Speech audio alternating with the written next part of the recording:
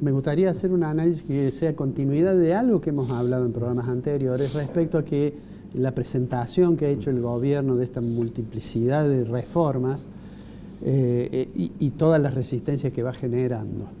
Digo, habíamos dicho que un programa para que tenga éxito tiene que tener mucha consistencia entre lo fiscal, lo monetario y lo cambiario, pero que además hay una columna más que tiene que tener ese edificio, que es ser capaz de generar consenso político y credibilidad en el mercado, digamos, ¿cierto? Credibilidad en general, digamos, en los agentes económicos. Bueno, a esta hora se está discutiendo en el Congreso y como ha arrancado, digamos que a uno les genera ciertas preocupaciones porque ha comenzado básicamente con un intercambio bastante tenso entre la gente del oficialismo y la gente de la oposición. Y la duda es, si vos lo mencionabas, es si todas estas medidas que se han adoptado, como este puente que el gobierno intenta llegar a marzo, básicamente. Entre ellos aparece la duda sobre el tipo de cambio, la idea de decir, bueno, hacemos una devaluación grande, que es lo que se hizo, y después hacemos una estrategia de crawling peg, es decir, de devaluaciones mensuales, diarias, pero que mensualmente sea el 2%, y con la tasa de inflación que tenemos, obviamente el tipo de cambio va a ir perdiendo por ese lado competitividad. Y entonces empieza a haber una duda sobre cómo va a ser en marzo, lo que decías vos. Mira, te quiero mostrar una cosa que puede parecer que no tiene nada que ver con la columna, que es, en realidad es un cuadro de la muerte de Julio César. Ese es el cuadro, ¿eh? Julio César está allí. Seguramente, bueno, eso ocurrió un día 15 de marzo del año 44 a.C. Hay un escrito sobre cómo fue. César era un tirano exitoso de Roma y de hecho con la muerte de él terminó la república y comenzó el imperio y fue traicionado incluso por amigos y por algunos que él había perdonado. Por su propio hijo. Que, claro, Bruto, a quien él le dice, tú también, hijo mío, según dice la leyenda, ¿no?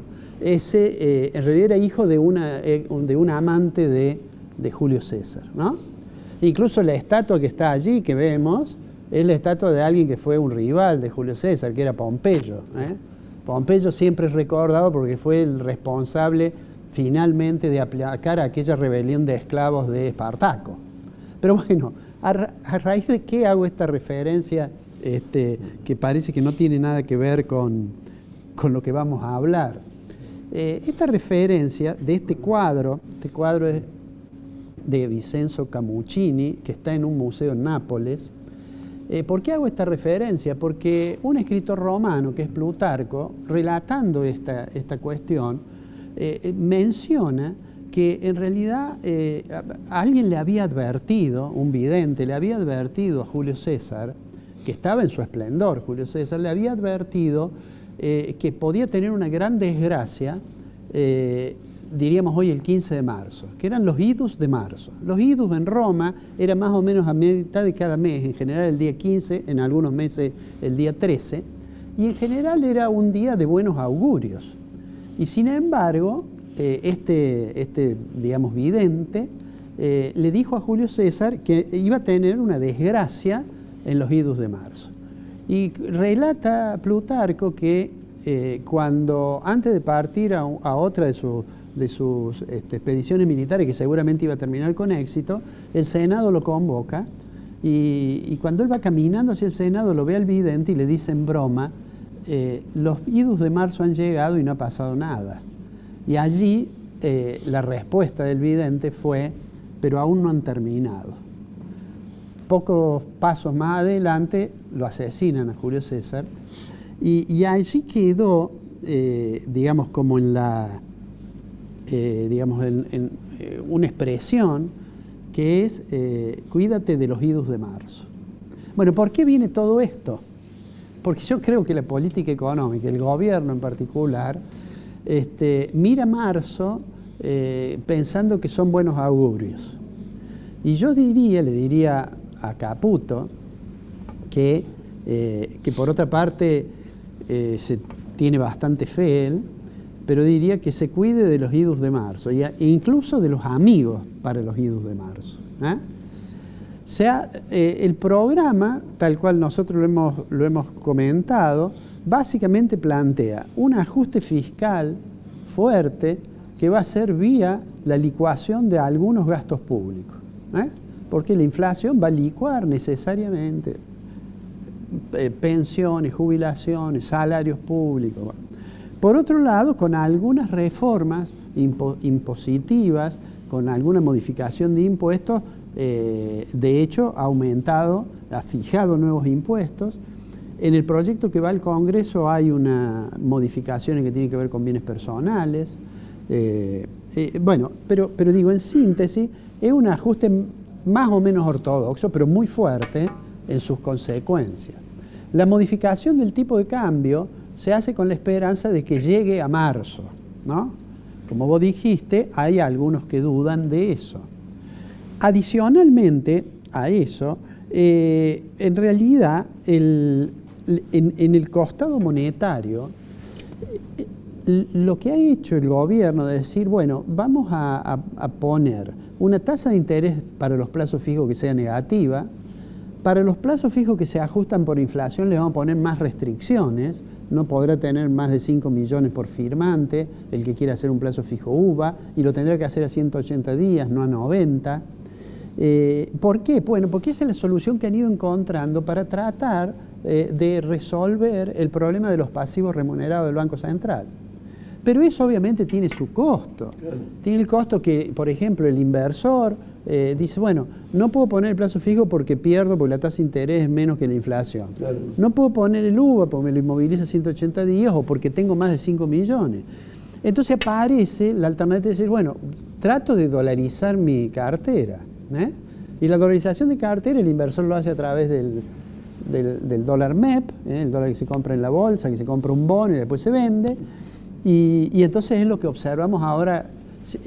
Digamos que llegar a marzo va a ser una cuestión bastante compleja. Entonces, probablemente de la ley que se está por discutir, aparentemente puede llegar a salir a lo mejor con alguna modificación, ¿no es cierto? En algunos puntos. Pero yo digo, dejando de lado las cosas que desde el punto de vista económico me parece que no son tan significativas, porque digo que los jueces usen toga, a lo mejor es importante desde el punto de vista de quien está en el mundo de la justicia y del derecho, desde el punto de vista económico no. Ahora, desde el punto de vista económico hay algunas de las cuestiones que ha tomado o que ha planteado en el decreto de necesidad de urgencia y en esta ley ómnibus, que obviamente va a haber modificación. ¿Qué es lo que quiero dejar como preocupación? Y por eso le diría al presidente y al ministro, cuídate de los idos de marzo. Mira, el gobierno ha decidido y ya se ha reunido con el Fondo Monetario Internacional. Tenemos ahí una placa de la reunión, sí, en la cual está el jefe de gabinete y está aquí un poco de espalda el ministro de Economía. Argentina tiene que pagar este año aproximadamente desembolsar 7.500 millones de dólares. Este mes tiene en 2 pagos que sumar más o menos 1.900, que lo va a pagar a fin de mes, justo haciendo uso de la posibilidad de pagar el último día. ¿Cuál es la idea que tiene Caputo? Que en una placa lo vemos muy sonriente, en la siguiente sí, placa tiene la idea que le va a ir bien con el Fondo Monetario Internacional, y que yo creo realmente que efectivamente este optimismo de Caputo tiene que ver con que el fondo va a rehabilitar o a generar otro acuerdo con Argentina, ¿no? Argentina, distinto del que firmó Martín Guzmán. Finalmente, el Fondo Monetario Internacional no tiene ningún interés que Argentina se le caiga el programa.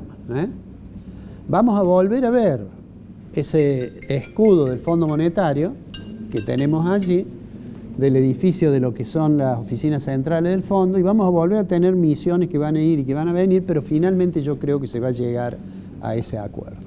El desafío, Ricardo, es caminar hasta marzo, porque la otra columna que mencioné al principio, que es el del acuerdo político, porque va a haber resistencias, yo creo que el gobierno debería esmerarse en tener actitud de generar digamos, consenso, que me da la impresión que no es un rasgo que lo caracterice al presidente, porque ha tenido expresiones que me parece le van a poner piedras en lugar de soluciones a acordar con quienes tienen que votar en el Congreso. Lo vamos a ver. Mientras tanto, digo, cuídate de los idus de marzo. Buena advertencia. Buena advertencia. Y nos vemos el martes. Nos vemos el martes.